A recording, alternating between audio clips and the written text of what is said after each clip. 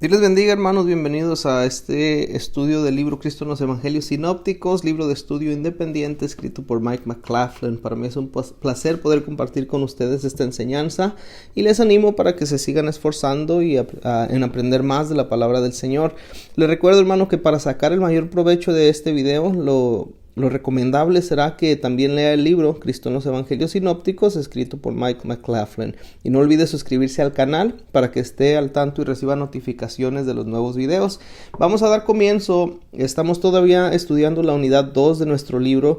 Esta unidad 2 se titula El Hombre. Consiste de los capítulos 5 hasta el 8. A través de esta unidad nos estamos centrando en la vida de Cristo, comenzando desde su nacimiento hasta la semana de la crucifixión, hermano. Hemos ido aprendiendo y continuaremos aprendiendo acerca del estudio de los primeros años. Eso lo vimos en el primer capítulo. Y también los acontecimientos que llevaron a la preparación para el ministerio del Señor. La intención es que cada uno de nosotros nos podamos familiarizar con esos principales acontecimientos de la vida de Cristo. Así que se han abordado y nos hemos dado cuenta que el libro y la unidad los presenta de una manera organizada. Había un método detrás del ministerio del Señor, hermano, y queremos y es importante que cada uno de nosotros entendamos y comprendamos ese método. Se ha utilizado el Evangelio de Marcos como el fundamento, como ya aprendimos, es aceptado como el primero en ser escrito, y luego se va añadiendo o viendo también el material de Mateo y Lucas, y eso nos da un cuadro más amplio y más completo de los evangelios sinópticos. Una de las cosas que nos hemos dado cuenta y nos seguiremos viendo es el gran amor y la compasión que movió a Cristo, hermano, hacia la gente. Pero en este capítulo, ya ahora en el capítulo 7, vamos a estar viendo el ministerio postrero en la región de Judea y Perea. Y también estaremos viendo o leyendo acerca de la Semana de Pasión. Ese es el título del capítulo 7. El ministerio postrero en Judea, Perea y la Semana de Pasión. En el capítulo anterior se recordará que nuestra atención se centraba en un repaso del ministerio temprano de Cristo en la región de Judea.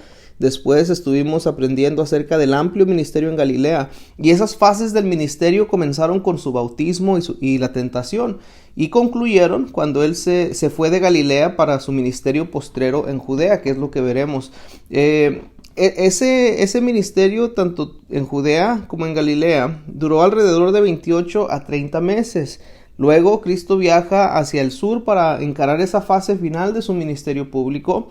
Y así es que ahora el enfoque se concentra en esa etapa de su vida, que tuvo como centro Judea y la región de Perea también, hermano. También se estudiarán los acontecimientos de la última semana hasta la última cena. El retrato sinóptico de la vida de Cristo ya casi está concluido. Con trazos firmes, los escritores de los evangelios bosquejaron la historia de la misión, de los milagros, del ministerio y del método del Señor. Ahora vemos que Jesús afirmó su rostro para ir a Jerusalén, como dijo Lucas en el capítulo 9, versículo 51. La determinación está tomada, su propósito es irrevocable, su rumbo está fijado. Aquel que dijo cuando vino al mundo, vengo, oh Dios, para hacer su voluntad, ahora se mueve con un propósito fijo hacia la cruz. Los detalles finales de este cuadro le añaden a la escena profundidad y perspectiva, hermano, como también el elemento patético. La acción de llorar por Jerusalén, la enseñanza de verdades vitales acerca del fin de la era y la revelación de la naturaleza del verdadero espíritu de servidumbre no hacen otra cosa sino complementar este cuadro de nuestro Señor. En la medida en que cada detalle emerge de los escritores inspirados, vemos más de la plena belleza de nuestro inigualable Señor. Cada pincelada levanta un elevado sentimiento de drama, y comprendemos que lo que parece ser una inevitable tragedia humana en las manos de Dios se convierte en el triunfo de todas las edades. Ojalá que este retrato despierte en cada uno de nosotros una nueva devoción hacia Él, hermano, y un deseo ardiente de servirle mejor. Ahora nos aproximamos a los últimos y dramáticos días del ministerio terrenal de Cristo. Su ministerio mayor en Galilea ya quedó atrás, y es lo que aprendimos en el capítulo anterior, y un breve periodo de ministerio en Judea y Perea está delante de nosotros para estudiar, y más allá todavía está la cruz, que lo estaremos estudiando también. Mientras que los otros tres escritores cubren bastante bien la Semana de Pasión, Lucas es quien nos proporciona la mayor cantidad de material acerca de los meses finales de Cristo en la región de Judea y como él lo nombra, al otro lado del Jordán, que es Perea. Con todo eso vamos a necesitar algo de ayuda del Evangelio de Juan para darnos mejor luz a esos acontecimientos, y manteniendo esas cosas en mente, observaremos la manera en que los relatos de los escritos inspirados desarrollan un retrato completo de Cristo, en la medida en que cada uno de los escritores contribuye con lo que Dios le ha hecho sentir con mayor fuerza, hermano. En este capítulo 7 ya dijimos que el enfoque será el ministerio posterior en Judea Perea, y esa va a ser la primera lección con la que nos encontramos, el ministerio posterior en Judea Perea. Para ello, para tener un mejor entendimiento de lo que el Señor hizo y los acontecimientos que pasaron durante ese periodo de ministerio, vamos a irnos al relato de Juan. Así que estaremos estudiando primero el relato de Juan acerca de ese periodo en el ministerio. Luego leeremos lo que dice Marcos acerca de el relato de Marcos acerca del ministerio del Señor. Después de ahí vamos a ver lo que dice Mateo y también Lucas, cerrando esta primera lección con un resumen de ese periodo de tiempo en el cual el Señor ministró en la región de Judea y Perea. La lección 7.2. Esta se titula La Semana de Pasión. Empezamos esta lección primero definiendo este término pasión y también definiendo el uso correcto o la conexión que tiene con la última semana de Cristo. Entonces esa es la manera en que comenzamos la lección 7.2. Después de ahí se ha organizado la Semana del Señor de una manera que lo podamos nosotros entender mejor. Vamos a estar analizando día por día desde la entrada del Señor a Jerusalén. Entonces día por día, día 1, día 2, día 3, día 4, día 5, leyendo acerca de los acontecimientos que sucedieron en cada uno de esos días que fueron pasando hasta el arresto del Señor. El arresto lo veremos en el siguiente capítulo, pero desde el día 1 hasta el día 5, y cerramos la lección 7.2 con un resumen de todo lo que sucedió. Y con respecto a esos días que vamos a estar analizando, pues veremos lo que cada uno de los escritores bíblicos nos dejó acerca de los acontecimientos. Pero vamos a comenzar, hermano. Estamos en el capítulo 7, en el cual estudiamos el ministerio posterior del Señor en la región de Judea y Perea. Vamos a dar comienzo hablando de eso en la lección 7.1, el ministerio postrero en Judea y Perea. Hablemos acerca del relato de Juan. Esto tiene como base bíblico Juan capítulo 10, el versículo 1 hasta el versículo 42. Y aun cuando nuestro enfoque se halla en los registros sinópticos, Mateo, Marcos y Lucas, tenemos que voltear una vez más a ver el Evangelio de Juan, buscando la ayuda para ordenar esos acontecimientos de los próximos 6 o 7 meses del ministerio del Señor. En Juan 7, del 1 al 52, Juan registra los acontecimientos relacionados con la aparición de Jesús en la fiesta de los tabernáculos. También en el capítulo 10, él registra lo que ocurrió después de la fiesta, en la fiesta de la dedicación. Luego, en Juan 10:40, Juan proporciona la mejor evidencia que tenemos para el ministerio de Cristo en Perea. Él declara que después de ser rechazado durante la fiesta de la dedicación en Jerusalén, Cristo se fue al otro lado del Jordán a ministrar al lugar en donde Juan había estado bautizando en los primeros tiempos, refiriéndose a Juan el Bautista. Y aparentemente quedó en Perea y en Judea hasta el tiempo de la fiesta de la Pascua, según Juan 11:55. Y vamos a ver qué podemos encontrar en el relato de Marcos acerca de ese último periodo de ministerio del Señor. Esto tiene como base Marcos capítulo 10, versículo 1 al 52. Y como usted probablemente ya habrá notado, hermano, en la lectura de las escrituras para esta sección, el relato de Marcos, que lleva hasta la semana de pasión, es muy breve, y efectivamente él cubre este periodo en solamente un capítulo, sin que los acontecimientos concuerden con ninguna secuencia de tiempo. Él declara que Cristo y sus discípulos se hallan de camino hacia Jerusalén, en donde él será traicionado y morirá. Esto indica que se hallan en la jornada previa a la fiesta de la Pascua. Marcos, hermano, registra en el versículo 1 que Jesús vino a la región de Judea y al otro lado del Jordán, y que enseñaba a las multitudes que se reunían para oírle. La enseñanza que domina este segmento del ministerio de Cristo incluye el asunto del divorcio y la necesidad de tener fe como la de un niño. Marcos también menciona el encuentro de Cristo con el joven gobernante rico, su trato con la ambición de Jacobo y de Juan y su predicción de que sería traicionado y la muerte que iba a experimentar. Marcos concluye este segmento del ministerio público de Cristo con la sanidad del ciego Bartimeo. Y aun cuando el relato de Marcos es breve, el material de los otros evangelios complementan lo que Marcos proporciona, hermano. De modo que tenemos un registro bastante completo de este segmento del ministerio de Cristo. Y aun cuando tocamos brevemente el contenido de Marcos 10, cubriremos ciertos aspectos de este capítulo en otro capítulo del curso. En este punto, el estudio de la narración que hace Mateo de este periodo nos va a ser de mucha utilidad. Y eso se encuentra ahora sí para ver el relato de Mateo 19 hasta Mateo 20, versículo 34. Mateo, del mismo modo que Marcos, no proporciona muchos detalles de ese periodo. Sin embargo, al igual que Marcos, él indica que Jesús se halla de camino a Jerusalén, en donde iba a ser traicionado, en donde iba a ser condenado a muerte, maltratado y crucificado. Eso en Mateo 20, 17 al 19, hermano. Y por esa razón recurrimos a los otros relatos evangélicos para obtener información adicional para este periodo. Muchos eruditos creen que el ministerio postrero de Cristo en Judea comienza en la fiesta de los tabernáculos, en base de Juan 7:2, donde dice: estaba cerca la fiesta de los judíos, la de los tabernáculos. Y también los eruditos creen que continuó hasta la fiesta de dedicación de ese mismo año. Como quiera que haya sido, cometeríamos un error al hacer una distinción muy grande entre las fases del ministerio en Judea y en Perea, especialmente en términos específicos de tiempo. Cristo puede en verdad haber pasado la mayor parte de su tiempo en Judea y pudiera haber dedicado su tiempo en Perea en la última Pascua. Aun si esto es así, todavía resulta evidente en los evangelios que él viajó de un lado al otro entre estas dos regiones durante esos 6 o 7 meses que duró este periodo postrero de su ministerio, hermano. Ahora, ¿qué nos dice Lucas? El relato de Lucas, y esto en base de Lucas 9, 51 hasta el capítulo 19, versículo 28. El relato que hace Lucas del ministerio postrero de Cristo en Judea y Perea contrasta agudamente con los relatos de Mateo y de Marcos. Mientras que el enfoque de ellos sobre este periodo es limitado, Lucas lo trata con mucho detalle, construyéndolo en la sección más larga de su narración.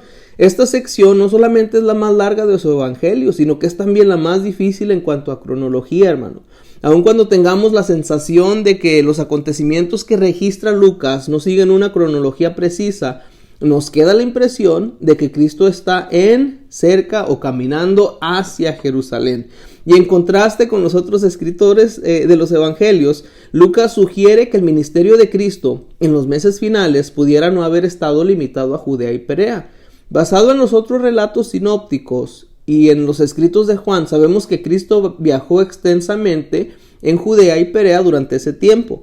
Sin embargo, Lucas registra un viaje en el cual Cristo pasaba entre Samaria y Galilea. Puede comparar el capítulo 9, versículos 51 al 56, con el capítulo 17, versículo 11.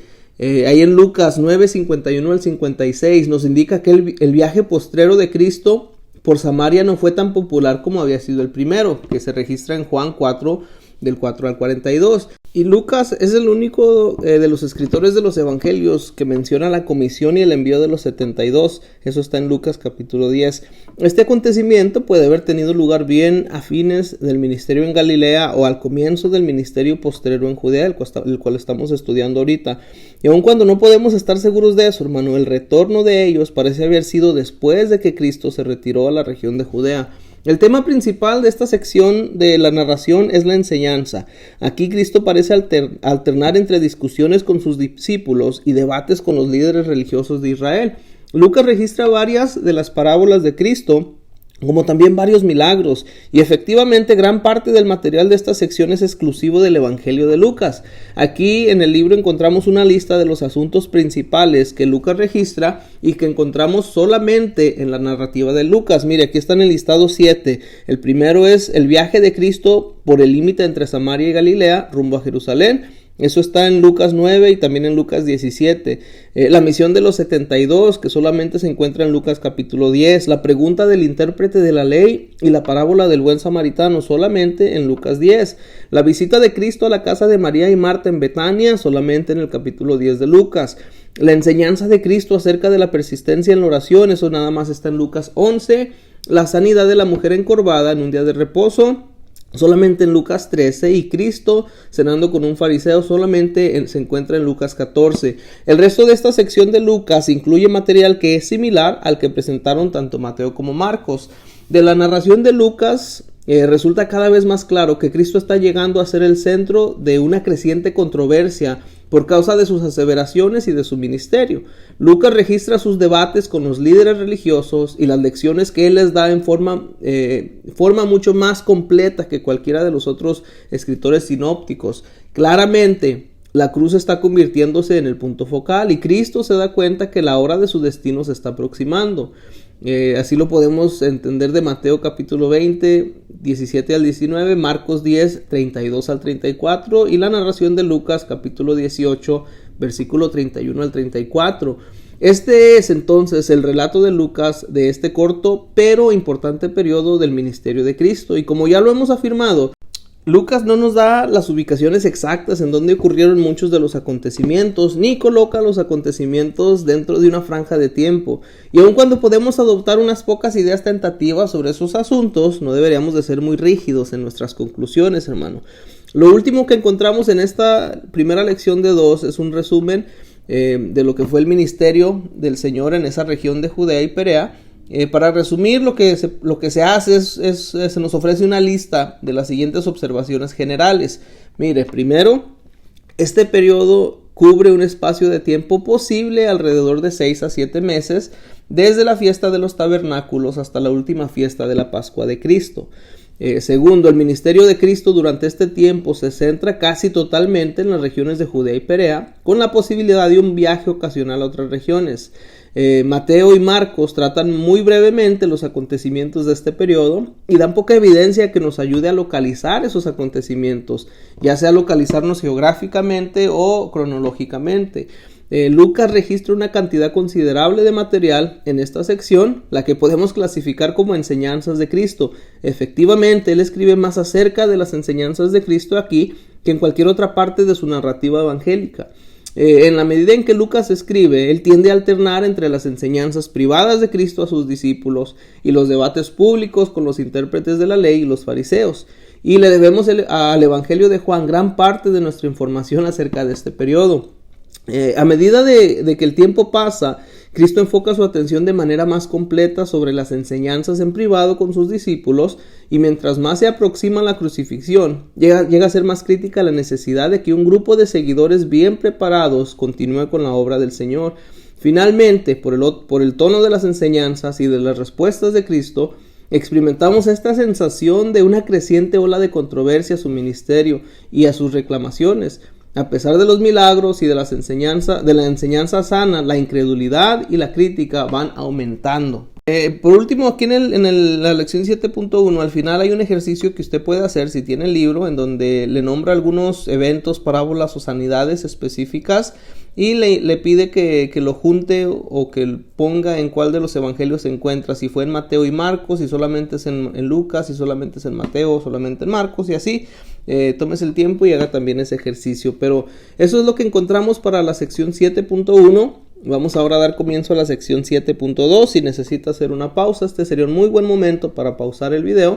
Y si no es así, pues vamos a dar comienzo. Lección 7.2, la semana de la pasión. La lección, hermano, tiene como base bíblica Mateo, el capítulo 21, hasta el capítulo 26, versículo 35. También en Marcos 11:1 hasta Marcos 14:26 y Lucas 19:29 hasta Lucas 22:38. Hemos llegado ya, o más bien nos aproximamos al momento en el que Cristo habría de cumplir ese propósito para el cual fue enviado a la tierra, su pasión. Y tal vez usted se pregunte por qué se usa esta palabra pasión para describir los acontecimientos de esta semana final del tiempo que pasó Jesús sobre la tierra. Derivamos la palabra pasión del latín passio, que tiene referencia a sufrimiento o aguante. Habla del aguante de una víctima sumisa a las aflicciones que se han colocado sobre él. En tal sentido, pasión necesariamente nos habla de los sufrimientos de Cristo, hermano. Y aun cuando usamos el término pasión para describir toda la última semana de Cristo, este se refiere en manera más específica a los acontecimientos de los 2 últimos días de su ministerio público. Estos incluyen la última cena, su oración y la agonía en Getsemaní, su arresto, el juicio, crucifixión, muerte y sepultura.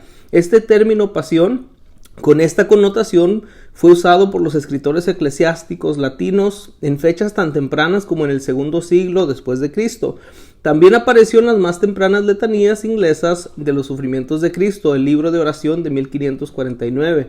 De modo que cuando oímos que se usa el término pasión o semana de la pasión, debería hacernos pensar en esa última semana de Cristo y en los acontecimientos que condujeron a su muerte.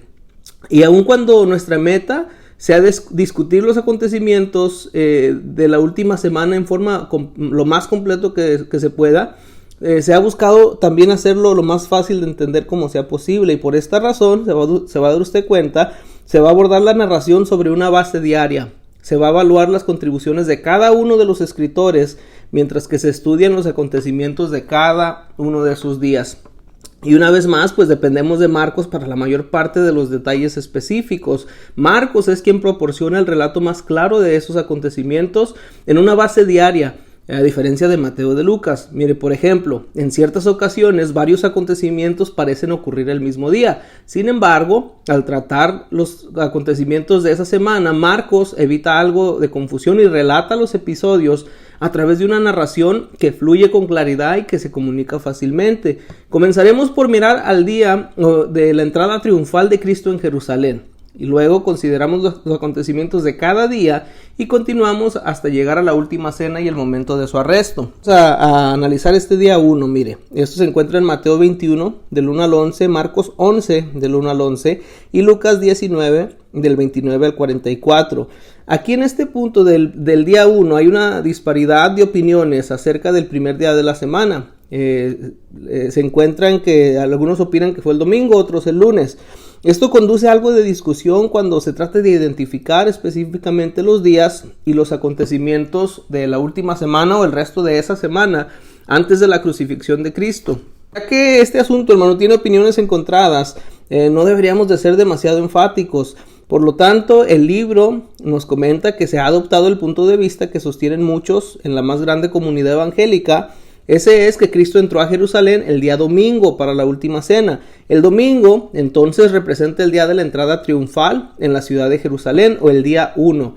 Dispondremos los acontecimientos de los pocos días siguientes de la última semana en base de que el domingo fue el día 1. El primer día de la semana se caracterizó por la entrada triunfal de Cristo en Jerusalén. Él había llegado a Betania, el pueblo que había de ser su cuartel general durante la última semana. Él llegó a Betania el día anterior. Él y sus discípulos regresaban a Betania, que se halla como a 3 kilómetros de Jerusalén, para descansar y pasar la noche. Se va a dar cuenta conforme vamos avanzando que cada día, al finalizar los eventos de ese día, regresaban a Betania. Y cuando usted lee los varios relatos sinópticos respecto de ese día, puede notar que todos los escritores comienzan en el mismo punto. Ellos registran la aproximación de Jesús a Jerusalén y la procesión que comienza en la villa en donde los discípulos obtuvieron el asno, que probablemente fue Betfage, que está cerca de Betania. Además, ellos describen a los discípulos colocando sus mantos sobre el asno y a la gente de la multitud gozosa a lo largo del camino, extendiendo su manto sobre el camino frente a la caravana. Lucas proporciona la mayor cantidad de detalles sobre las acciones de Cristo mientras se mueve hacia Jerusalén. Un ejemplo de esto es la pena que expresa Cristo por la ciudad cuando predice su inminente destrucción. Sin embargo, de los 3 relatos, Marcos es el más claro en cuanto a los detalles que nos ayudan a ubicar los movimientos de Cristo. Según Marcos, Cristo entró en triunfo a la ciudad de Jerusalén y luego visitó el templo antes de retirarse a Betania. Esto representa claramente todo lo que hizo Cristo en el día 1. Mientras que Mateo y Lucas tratan de los mismos hechos generales, no son tan claros respecto de lo que sucedió después de que él entró a Jerusalén. Si leemos a Mateo solamente, hermano, nos quedamos con la impresión de que Cristo llegó a Jerusalén, entró al templo y echó a los cambistas de dinero, sanó al ciego y al cojo y luego se fue a Betania para pasar la noche. Sin embargo, Marcos establece plenamente que Cristo entró a Jerusalén y fue al templo, que miró alrededor y luego retornó a Betania con los 12 para pasar allí la noche, pues ya era tarde. De modo que, según Marcos, Cristo no echó a los mercaderes hasta el día siguiente, el día 2. Parece entonces que para reconciliar el relato de Mateo con el de Marcos, los versículos 12 al 14 de Mateo 21 deberían seguir el versículo 22. De este modo termina el día 1 de esta importante semana. Cristo ha entrado a Jerusalén para comenzar los preparativos para tomar parte en su última fiesta de Pascua. Y los pocos días siguientes estarán llenos de acontecimientos que van a concluir en un acto que va a cambiar el curso de la historia para toda la humanidad. El día 2, hermano, el día 2 tiene su base en Mateo 21, 12 al 17, Marcos 11, 12 al 19 y Lucas 19, 45 al 48. Cristo hizo dos cosas en el día 2 que señalaron su autoridad como el Hijo de Dios. Mire, primero, él maldijo a una higuera y segundo, echó a los mercaderes del templo. Como seguramente habrá notado en la lectura de las Escrituras, solamente Mateo y Marcos registran la maldición de la higuera, pero los tres mencionan el incidente con los cambistas de dinero. Cabe destacar que esta es la segunda vez que Cristo ha tenido que tratar con los cambistas de dinero en el templo, hermano. Según Juan 2:15, él tuvo un encuentro similar en el comienzo de su ministerio. En el contexto del día 2, en Mateo 21:14, añade que Jesús sanó al ciego y al cojo que vinieron a él en el templo. Además, Marcos 11:17 al 18, dice que Jesús maravilló a las multitudes con su enseñanza. Y Lucas 19:47 dice que Cristo se ocupó de enseñar todos los días. Finalmente, Marcos y Lucas hacen observaciones significativas respecto de la oposición que la actividad de Cristo generó. Marcos 11:18 observa que los principales sacerdotes y maestros de la ley comenzaron a buscar la manera de matarle porque tenían temor de su poder sobre la gente. También Lucas 19:47 al 48 indica además que los líderes judíos estaban encontrando que era difícil matar a Cristo por causa de la aceptación que tenía entre el pueblo. Y de esa manera llegamos al día 3, Mateo 21:18 hasta el 26:5, Marcos 11:20 hasta el 14:2, Lucas 20:1 hasta el 22:2.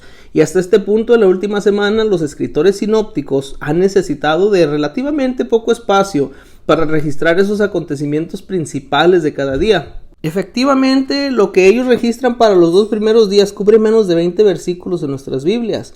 Y su énfasis, hermano, pues varía un poco. Sin embargo, al registrar los acontecimientos del día 3, la característica que comparten en común es su énfasis en la enseñanza de Cristo. Incluye una abundancia de parábolas, como también el registro más extenso de la enseñanza de Cristo acerca de los acontecimientos futuros. Al comienzo del día 3, Cristo y sus discípulos se trasladan una vez más desde Betania hasta Jerusalén, y mientras van de camino, los discípulos ven que la higuera que Cristo maldijo el día anterior se había secado desde sus raíces. El día 3 comienza con controversia, ya que los principales sacerdotes, los maestros de la ley y los ancianos desafían la autoridad de Cristo. Teniendo que enfrentar su desafío, Cristo los involucra y en el proceso da la parábola de los labradores malvados. También comenta respecto de pagar impuestos a César y responde la pregunta de ellos acerca del matrimonio en la resurrección. Luego les confunde con la pregunta de quién es hijo el Cristo. Y finalmente, cuando termina la mañana, él condena la hipocresía de ellos, como lo hace notar Mateo en su relato, algo extenso, de Mateo 23, versículos 1 al 39. Tanto Marcos como Lucas advierten que antes de que él se vaya del templo, se sienta frente a la tesorería del templo y observa a la gente que trae sus ofrendas. También ellos registran sus comentarios acerca de la ofrenda de la viuda, ahí en esa parte. En la tarde, Cristo va al Monte de los Olivos, en donde pronuncia su bien conocido discurso del Monte de los Olivos sobre los acontecimientos futuros. Los tres escritores sinópticos mencionan esto en extenso, y para apreciar en forma plena la importancia de las enseñanzas de Cristo acerca de este tema, sencillamente deberíamos de considerar la cantidad de espacio que los escritores dedicaron a lo que él dijo. Por ejemplo, Mateo 24:1 hasta el 25:46, Marcos 13:1 hasta el versículo 37 y Lucas 21, versículo 5 al 36. Y enseguida de este asombroso discurso, hermano, Cristo y sus discípulos pues se regresan a Betania para pasar allí la noche, y ahora quedan solo 2 días para la Pascua y la fiesta de los panes sin levadura. Por lo tanto, los principales sacerdotes y los ancianos de los judíos se reúnen para tramar el arresto y la muerte del Señor. De esa manera pasamos al día 4, que tiene como base Mateo 26, versículos 6 al 16, Marcos 14, del 3 al 11 y Lucas 22, del 3 al 6. Y puesto que hemos aceptado el domingo como el día de la entrada triunfal de Cristo en Jerusalén, entonces el miércoles es esencialmente un día silencioso en términos de la actividad de Cristo. Y aun cuando colocaremos dos acontecimientos en este día miércoles, esos acontecimientos pudieron haber ocurrido en la tarde del martes. Ahora podemos estudiar cada uno de esos acontecimientos a la luz de la evidencia bíblica. Mire, Mateo 26 del 6 al 13 y Marcos 14 del 3 al 9 nos revelan que Cristo come en casa de Simón el leproso. Y aunque no hemos oído nada más acerca de Simón, es probable que haya sido uno de los leprosos a los cuales sanó Cristo. Y aquí una mujer cuyo nombre no dan los escritores sinópticos, pero es identificada como María, en Juan 12, del 3 al 8, ella unge a Cristo con un perfume de muy alto costo. Desafortunadamente, algunos de los prestantes no comprenden el significado de la acción ni la devoción que la motivó. Por lo tanto, Cristo reprende la pequeñez de espíritu de ellos y elogia esa acción. Judas Iscariote, quien finalmente traiciona a Cristo, hace su primer contacto con los principales sacerdotes durante este tiempo. Su propósito es hallar un momento conveniente para entregar a Cristo en manos de ellos. La conspiración en contra de Cristo se mueve ahora con rapidez en circunstancias que el traidor espera un momento en el cual pueda traicionar a Cristo en ausencia de las multitudes. Si estos acontecimientos ocurrieron el miércoles, entonces son los únicos que se registran en este día. Sin embargo, si ocurrieron la tarde del martes, después del largo día de la enseñanza de Cristo, entonces eso quisiera decir que el miércoles es un día silencioso, entre comillas. Tal vez Cristo lo pudo haber usado para descansar y estar con sus discípulos, o puede que lo usó ese tiempo para enseñar privadamente a sus discípulos. Como quiera que haya sido, puesto que no se tiene evidencia concreta, lo mejor que podemos hacer es sugerir lo que pudiera haber hecho. De esa manera llegamos al día 5, hermano. El día 5, que se encuentra en Mateo 26, versículo 17 al 30, Marcos 14, versículo 12 al 26 y Lucas 22, versículo 7 al 39. Llegando ahora al día en que comienza en verdad la pasión de Cristo. Antes de terminar la tarde de ese día, Cristo habría tenido su última cena con sus discípulos, habrá orado en el huerto de Getsemaní, sufrirá traición y arresto y habrá comenzado su juicio. Vamos a comentar de estos tres últimos en el siguiente capítulo, en el capítulo 8. Mientras estudiamos los relatos de los acontecimientos de ese día, deberíamos de tomar en cuenta que los escritores sinópticos dan poco detalle de las actividades de Cristo previas a los incidentes acontecidos al atardecer. En el comienzo del día, los tres escritores sinópticos, hermano, mencionan que los discípulos preguntan a Cristo acerca de los preparativos para la Pascua. También ellos registran su respuesta, que indica dónde deberían ir, a quién deberían hablar y lo que deberían hacer para asegurar una habitación que acomode a los que compartían la última cena con él. Después de estas preguntas iniciales y de las respuestas de Cristo, los escritores no registran más actividad hasta la tarde y la cena misma.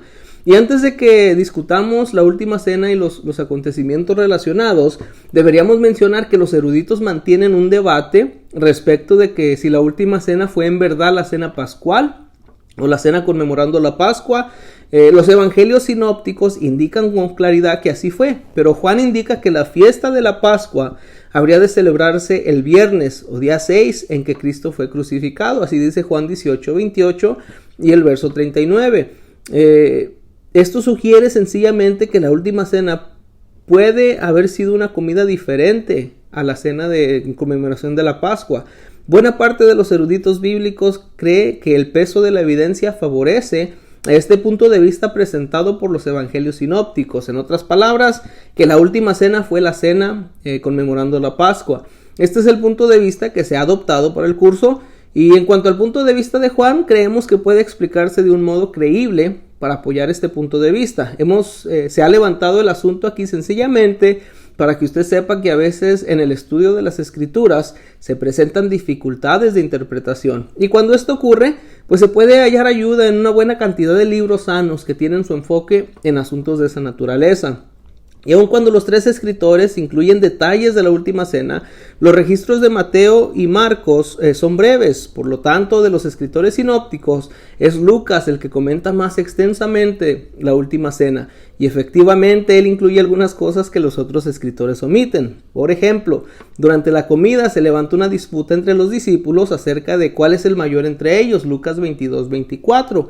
Y esta disputa y la respuesta de Cristo hacen que la atención se concentre en el tema de la servidumbre. Ejemplos de esta clase indican que Lucas ha tenido cuidado de registrar los detalles que hasta parecieran insignificantes. Los 3 escritores también registran la predicción de Cristo de que uno de sus discípulos lo iba a traicionar, y todos ellos escriben acerca de la ordenanza instituida por Cristo, que habrá de llegar a ser una parte permanente de la adoración de la iglesia.